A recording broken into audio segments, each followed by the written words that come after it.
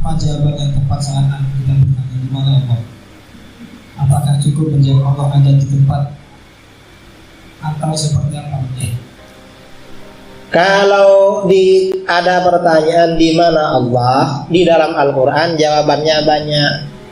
Wallahu khalaqakum wa huwa ma'akum aina ma kuntum. Allah bersama kamu dimanapun kamu berada.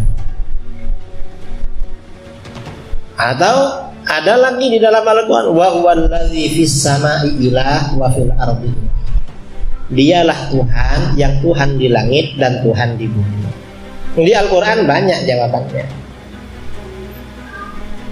Nah, itu kalau jawaban pakai Al-Quran. Kalau jawaban pakai ilmu akidah, Allah di mana? Allah jangan ditanya di mana, karena mana-mana itu tempat, dan tempat itu ciptaan Allah. Karenanya kata ulama-ulama salaf, kalau ditanya aina Allah, Allah di mana? Jawaban para ulama kita dulu, allazi khalaqal ain la yuqalu lahu ain. Tuhan yang menciptakan mana-mana, jangan ditanya di mana. Makanya di dalam akidah Ahlus Sunnah ada sifat qiyamuhu binafsihi. Allah berdiri pada zatnya sendiri. Maksudnya apa? Allah gak butuh pada tempat.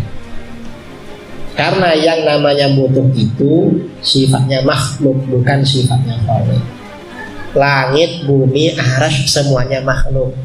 Allah itu ada sebelum terciptanya tempat. Berarti Allah maha suci dari tempat. Allah juga tidak bertempat. Tapi Allah maha tahu apa yang kita lakukan. Jangankan yang kita lakukan, apa yang terbersit dalam hati kita Allah tahu. Karenanya kadang-kadang ya di dalam Al-Quran itu ya, apapun yang kita lakukan oleh Allah dibalas. Berbuat jahat dibalas dengan musibah oleh Allah. Kalau perbuatannya baik, rahmat Allah semakin banyak. Kalau kemaksiatan, musibah. Kadang-kadang tiba-tiba pikiran sumpah, nggak ada masalah kau sumpah. Oh, berarti hati kita pernah punya rencana maksiat, cuma nggak terlaksana. Kadang kan pernah kan, lagi nakal, lagi apa, ingin sekali maksiat, cuma mungkin nggak ada kesempatan atau apa, nggak terlaksana, dibalas oleh Allah. Mengapa? Allah tahu. Jadi Allah itu tahu pada kita. Karenanya orang itu semakin dekat dengan Allah, apa yang terbersit dalam hatinya biasanya langsung dibalas oleh Allah. Apa yang terbersit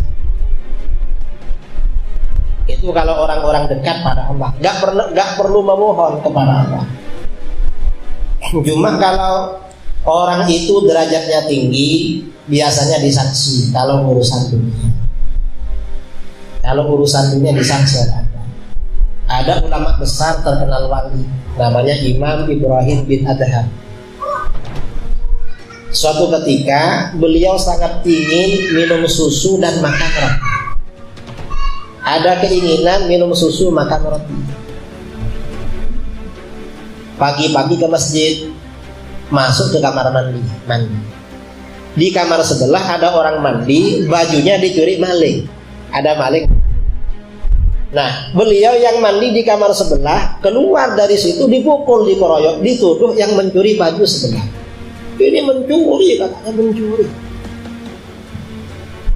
Setelah dipukul, akhirnya ada yang tahu kalau beliau seorang ulama. Loh, ini Syekh Ibrahim, ini Buya Ibrahim bin Adham kok dipukul. Minta maaf. Akhirnya minta maaf semua. Dibawa ke rumah yang mukul itu. Sampai di situ beliau dikasih hidangan roti dan susu. Kata beliau, ini kemarin gara-gara ingin minum susu dan makan roti harus dipukul, dikeroyok-keroyok.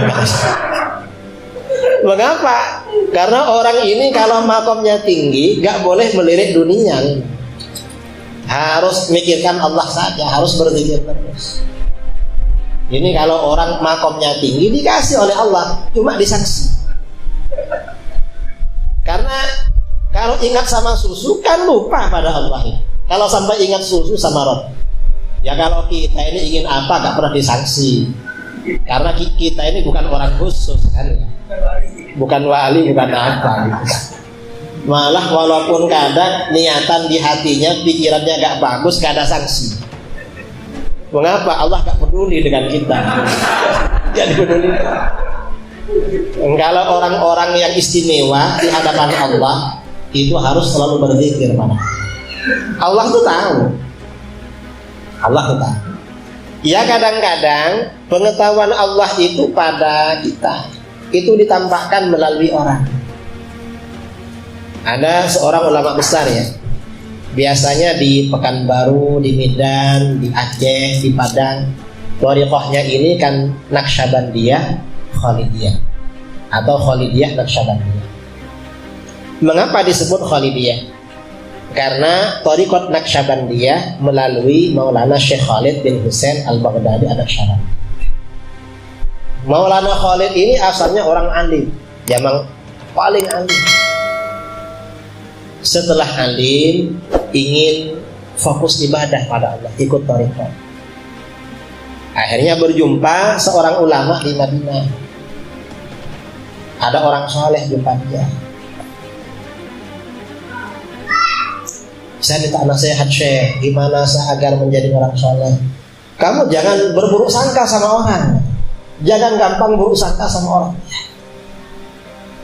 Jaga hatinya, ingin gak buruk sangka sama orang. Hari Jumat, biar dapat onta, berangkat pagi-pagi ke Masjidil Haram. Baca sholawat, berangkat pagi-pagi. Pas dia baca sholawat, baca dalail, tiba-tiba ada seorang laki-laki nggak sopan bersandar ke Ka'bah begini. Mestinya kan menghadap ke Ka'bah, orang ini bersandar malah. Lalu hatinya beliau bilang, ini nggak sopan, bersandar ke Ka'bah. Mestinya kan menghadap. Ternyata laki-laki itu wali Allah.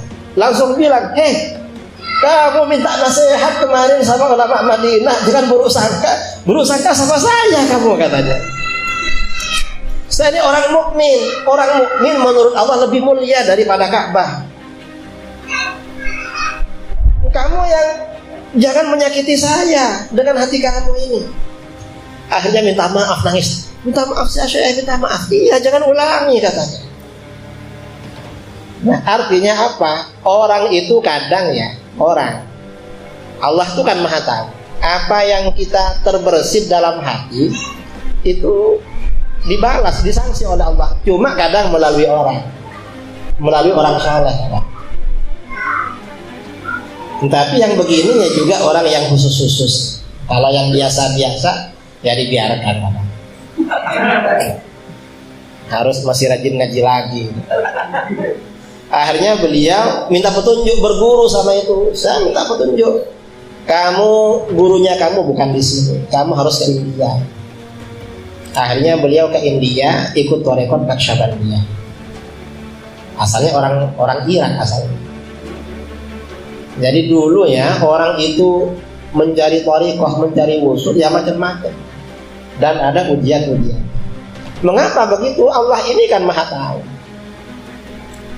Makanya di dalam Al-Quran, wa huwa ma'akum aina ma kuntum. Allah bersama kalian dimanapun kalian berada. Artinya Allah maha tahu. Kadang-kadang seorang mukmin pikirannya susah, tapi dia rajin sholat. Besok ini makan apa? Misalnya 2 hari lagi harus bayar ini. Tiba-tiba dapat 2 jam ada telepon. Nanti bayarannya kamu dibayar besok. Itu sebenarnya respon dari Allah. Pernah begitu? Sumpet tiba-tiba dapat kabar. Artinya apa? Itu gak perlu dipikir sebenarnya. Langsung direspon oleh Allah. Ya cuma ya Allah kasihan, takut nanti nakal dikasih. Kadang-kadang begitu. Saya kira itu ya, mana-mana jawabannya. Tidak apa-apalah biar gak ngantuk.